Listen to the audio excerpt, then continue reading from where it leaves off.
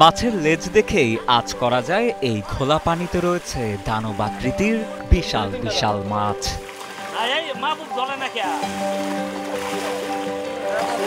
শুনতে অবিশ্বাস্য মনে হলেও এসব পাঙাশের ওজন ১২০ থেকে প্রায় ১৫০ কেজিরও বেশি। দৈত্যাকার এই মাছটির নাম ম্যাকং জায়ান্ট ক্যাটফিশ। বিশ্বের অন্যতম বৃহত্তম স্বাদু পানির মাছ এটি। মাছগুলো এতটাই বড় যে ৩ জন প্রাপ্তবয়স্ক মানুষেরও বেগ পেতে হচ্ছে একটি পাঙাশ মাছ তুলে ধরতে। এটা দেখতে অনেক বড় মনে হলেও এরা কোনো আক্ষুষে মাছ না, এটা নর্মাল খাবার খায়। মাছটা খুবই টেস্টি এবং অনেক সুস্বাদু, যেহেতু কাটা নাই এবং এটা অনেকের পছন্দের, বিশেষ করে বাচ্চাদের পছন্দের মাছ। বাংলাদেশ মৎস্য গবেষণা ইনস্টিটিউট ময়মনসিংহের ২টি পুকুরে চাষ হচ্ছে এমনই দানবাকৃতির ৫০টি মেকং নদীর জায়ান্ট পাঙাশ।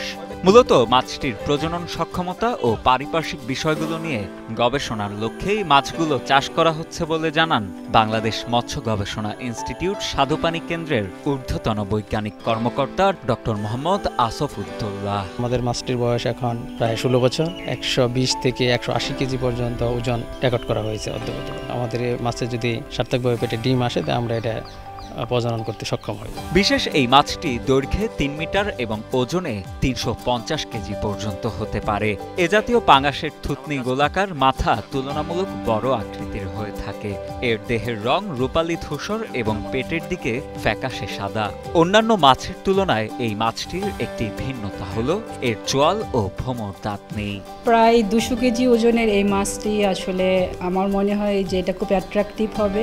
বিয়ে বাড়িতে আমরা বড় মাছ নিয়ে যেতে চাই, আমার মনে হয় সেক্ষেত্রেও এটির একটি গুরুত্বপূর্ণ ভূমিকা থাকবে। ম্যাকং পাঙাশের প্রজননকাল এপ্রিল মাসের শেষ থেকে আগস্ট মাস পর্যন্ত।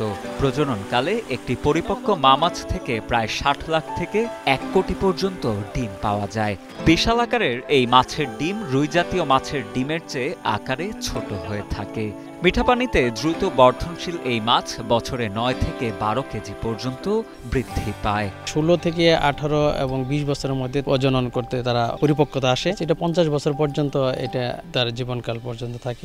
২০০৬ সালে রেমি ফিশ ফার্মের মাধ্যমে বাংলাদেশে সর্বপ্রথম আনা হয়েছিল ম্যাকং জায়ান্ট ক্যাটফিশ। পরবর্তীতে ২০১৫ সালে মাছটির কৃত্রিম প্রজননের মাধ্যমে পোনা উৎপাদন ও চাষাবাদ কৌশল নিয়ে গবেষণার জন্য বাংলাদেশ মৎস্য গবেষণা ইনস্টিটিউট BFRI এর স্বাদুপানি কেন্দ্রে আনা হয় ৫০টি মাছ। সম্প্রতি পুরুষ স্ত্রী মাছ চিহ্নিতকরণ ও মাছের ডিম পরিপক্কতা নির্ধারণ করেন গবেষকরা।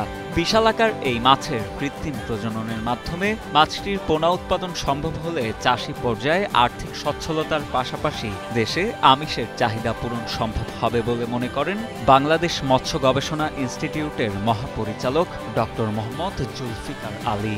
এই মাছটার যে মাছের ডিম ধারণ ক্ষমতা অনেক বেশি, আমরা যদি এটা সফলতা আশা করি আমিষের যে চাহিদা এটা মেটাতে পারবো দেশে।